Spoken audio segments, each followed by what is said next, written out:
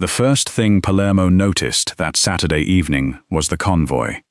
3 black Alfa Romeos moved slowly through the enormous iron gates of Villa Belladonna, followed by 2 armored SUVs with tinted windows.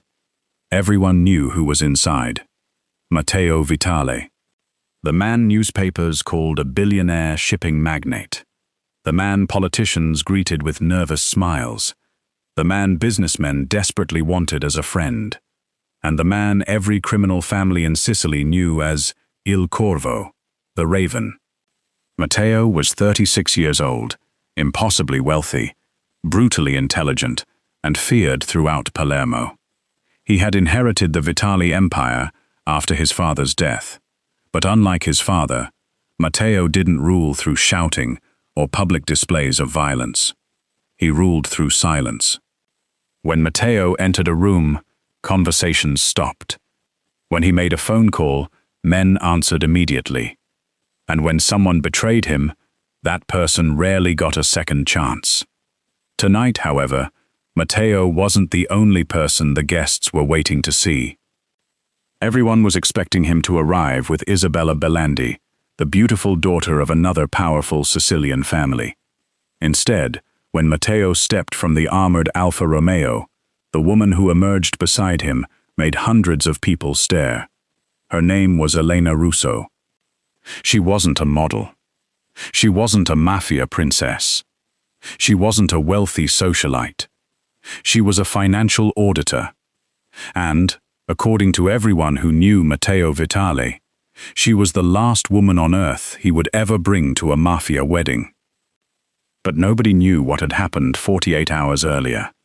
2 days before the wedding, Matteo had been sitting inside the private offices of Vitale Shipping, overlooking the harbor. 6 men surrounded the long walnut table. His uncle Salvatore sat to his right. His younger brother Marco sat across from him. Several senior members of the family waited silently. Matteo was reading a report when Salvatore finally spoke. "Your brother's wedding is Saturday." Matteo didn't look up. "I know. The Belandi family will be there. I know. The Carussos will be there. I know." Salvatore leaned forward.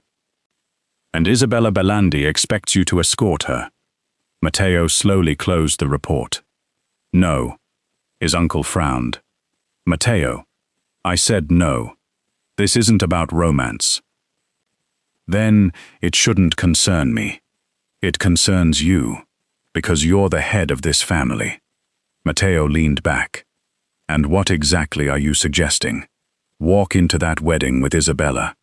Dance with her. Let the photographers take their pictures. Make the Belandis feel respected." Matteo stared at his uncle. "I would rather spend 6 hours negotiating with the tax authorities." His younger brother Marco laughed. Salvatore didn't. "This alliance matters. I'll attend the wedding.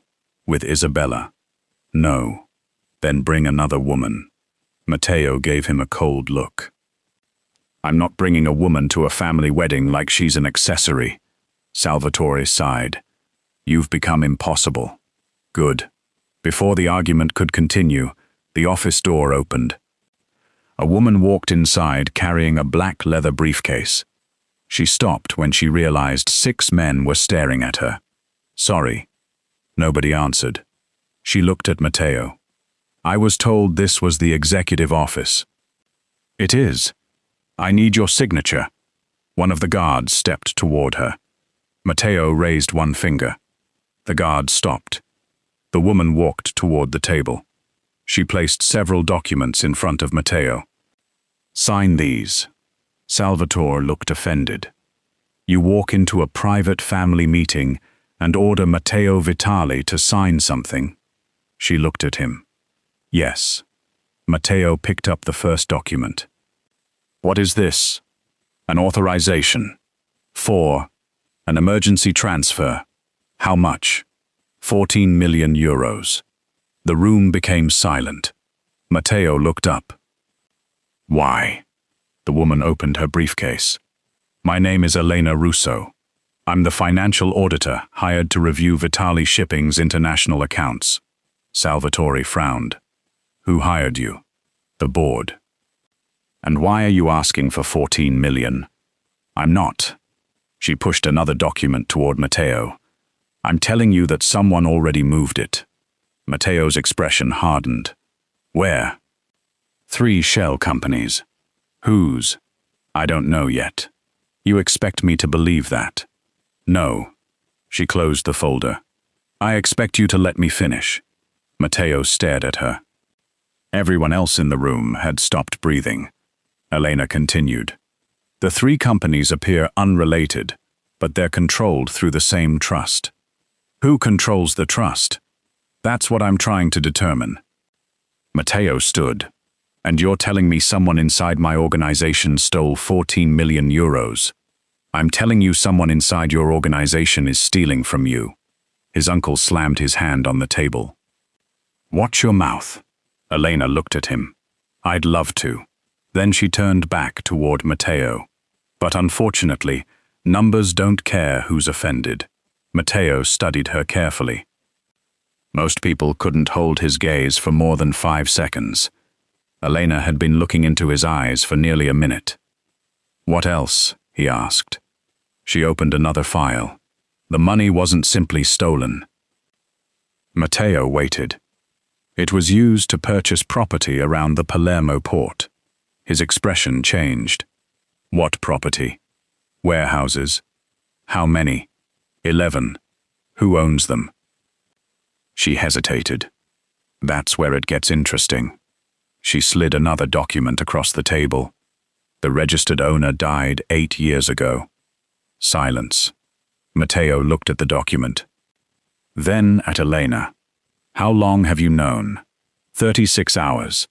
And you waited until now. I wanted evidence. You could have come to me. I didn't know whether you were part of it. That sentence changed the atmosphere completely. Matteo slowly walked around the table. He stopped in front of her. You thought I was stealing from myself. I didn't know. And now? I'm still investigating. A tiny smile appeared on Matteo's face. You have courage. No. Elena picked up her briefcase. I have bills. She turned toward the door. Miss Russo. She stopped. Matteo's voice was quiet. You've been working for my company for 3 months. Yes. And this is the first time we've met. Yes. Why? Elena looked over her shoulder. Because unlike everyone else in this room, I actually read the numbers. Then she walked out. Matteo watched the door close. His brother Marco shook his head. She's insane. Matteo looked at the documents. Maybe. Then he smiled. Or she's the smartest person in the building. That night, Matteo couldn't stop thinking about Elena Russo. Not because she was beautiful, not because she was mysterious, because she was the first person in years who had looked directly at him and seemed completely unimpressed by his reputation. And Matteo Vitale wasn't used to that. The following night, he found Elena in the financial archive. It was almost 3 in the morning. She was sitting on the floor surrounded by boxes, wearing the same clothes she'd had on that morning. A cold cup of coffee sat beside her. Matteo leaned against the doorway. You should sleep. Elena didn't look up. You should stop appearing behind people like a ghost. I asked you a question. So did I. Matteo walked into the room. What have you found? Someone is building a second organization inside your company. Who? I don't know. You said that yesterday.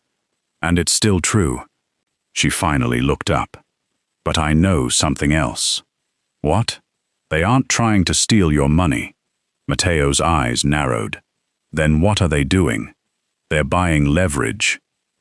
Explain. 11 warehouses, 3 shell companies, offshore accounts, political donations, private security contracts. She pointed toward the documents.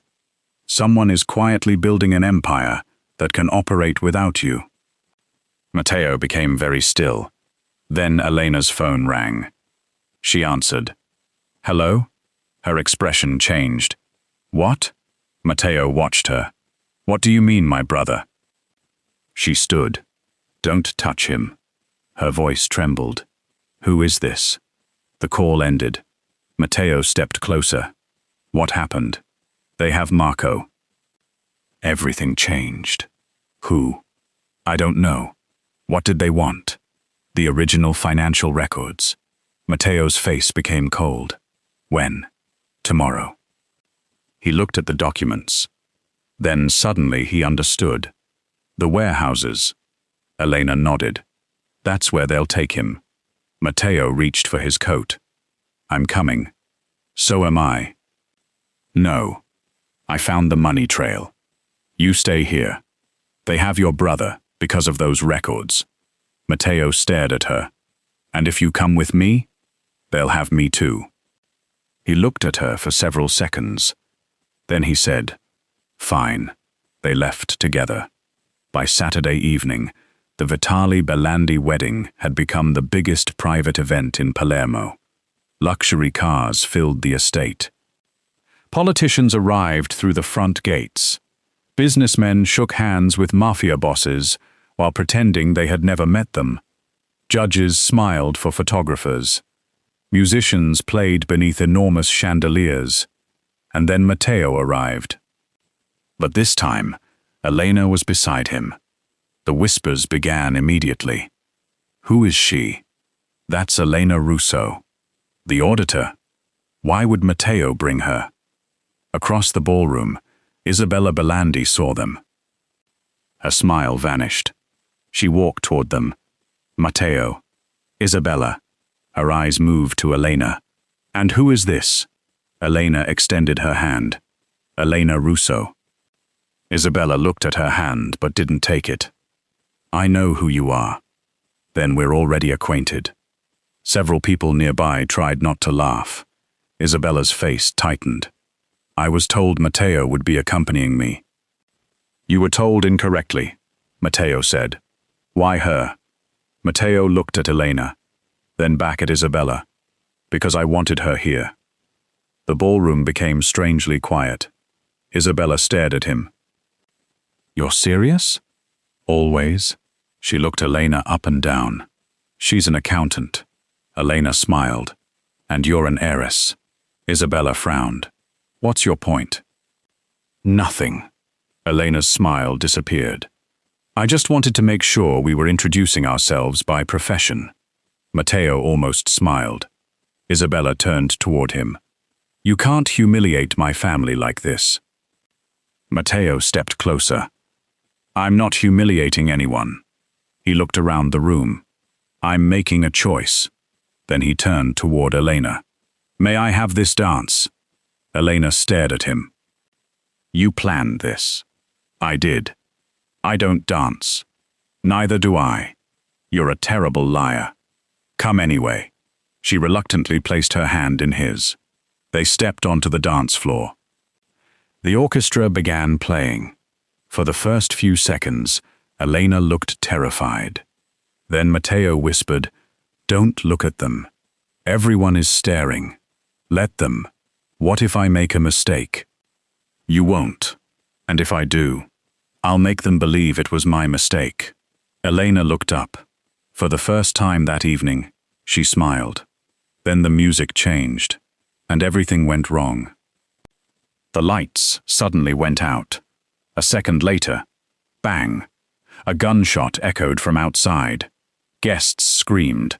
Another shot shattered a window. Matteo pulled Elena behind him. His security team moved instantly. Then Elena noticed something. The orchestra. What? The lights went out exactly when the second song started. Matteo looked at her. Someone knew the schedule. Elena nodded. This was planned. Matteo scanned the room. Then Elena saw someone slipping through a service corridor. She grabbed Matteo's sleeve. There. He turned. His cousin Antonio was disappearing through the doorway. Matteo's expression became terrifying. Stay here. No. Elena. I know where he's going. They followed him. down the service corridor, through a hidden staircase, into the underground wine cellar. Antonio was waiting. Several masked men surrounded him. Matteo stepped forward. Antonio. His cousin turned. For a moment, neither man spoke. Then Antonio smiled. "You finally figured it out." Matteo's voice was ice cold. "You betrayed me." Antonio shook his head. "No." He pointed toward Elena. "She did." Matteo turned. Elena froze. Antonio laughed. "Ask her about the offshore accounts." Matteo's eyes hardened. "Elena, I didn't betray you." Antonio opened a suitcase. Inside were hard drives. "She found everything." He looked at Matteo. "She was investigating you from the beginning." Elena stepped forward. "He's lying." Antonio smiled. "Am I?" Matteo stared at Elena. "Tell me. I told you exactly what I found, but not everything." Elena looked at the suitcase, then suddenly understood. "Open the second drive." Antonio's smile disappeared. Matteo opened it. Files appeared. Payments. Bank transfers. Photographs. Names. One name appeared repeatedly. Salvatore Vitale, Matteo's uncle. The man who had insisted on the Belandi alliance. The man who had pressured Matteo to trust Antonio. The man who had spent months telling him that enemies were coming from outside the family. Matteo stared at the screen.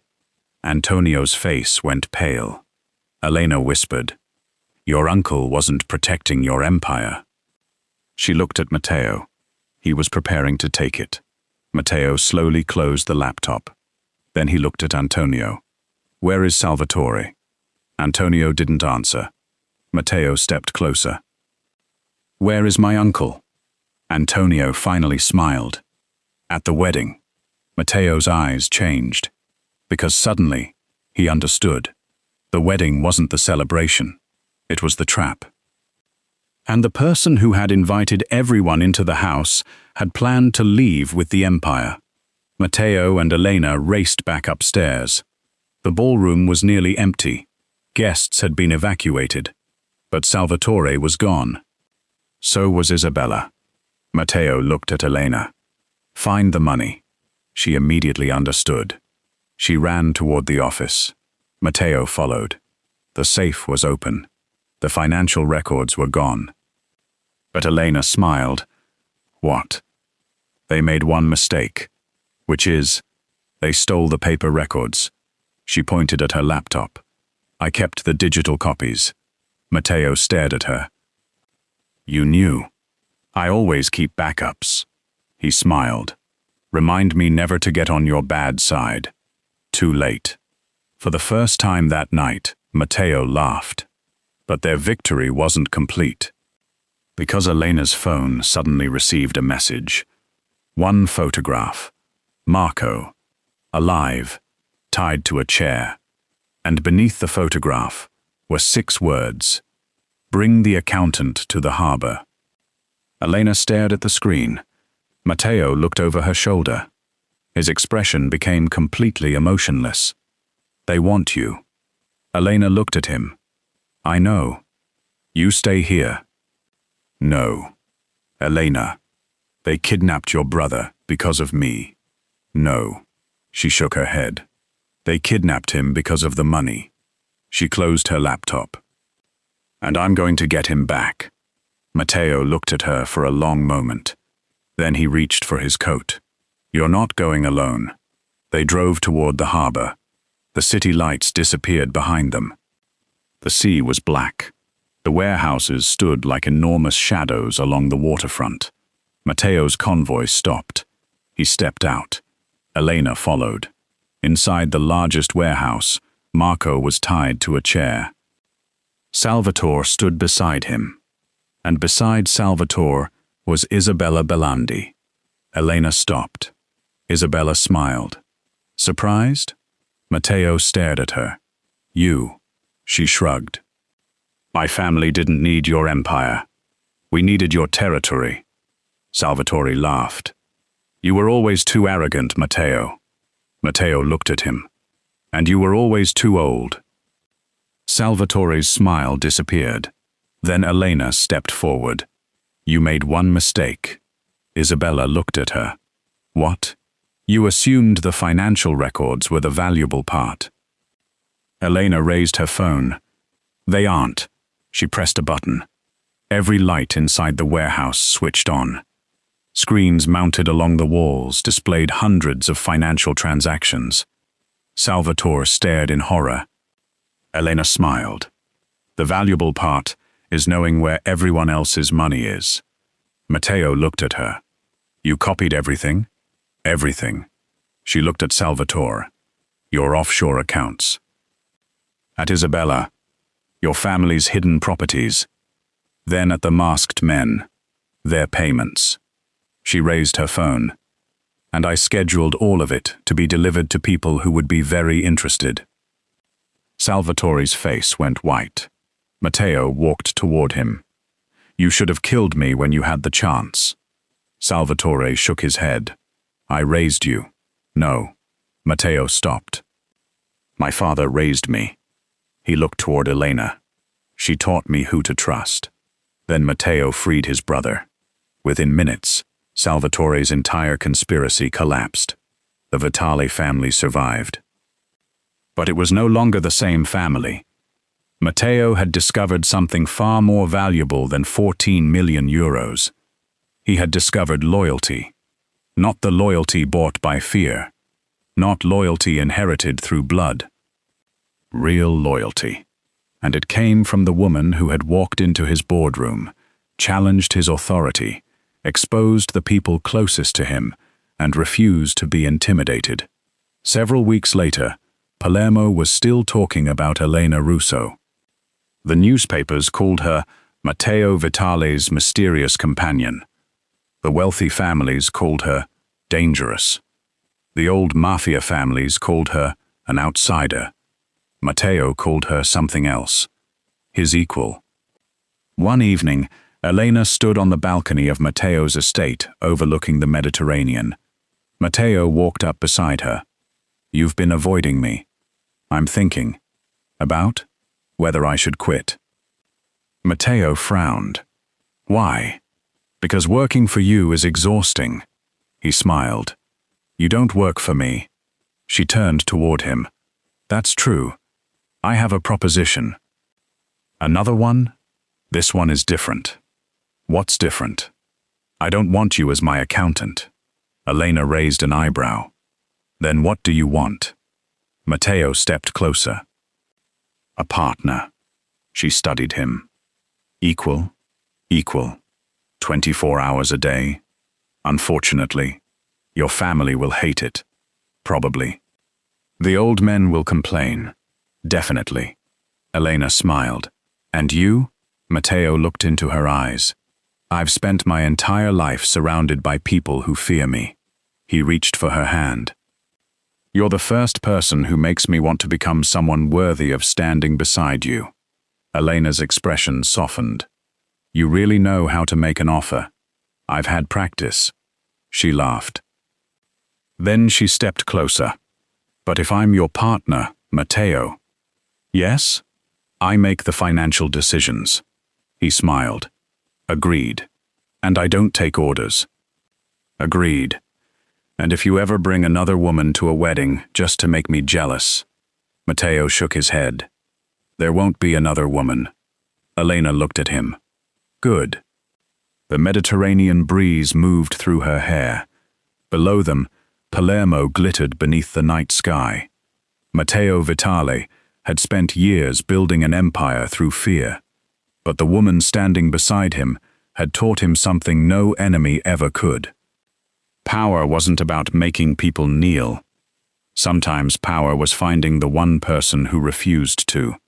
And from that night forward, Palermo had two names to fear. Matteo Vitale, the Raven, and Elena Russo,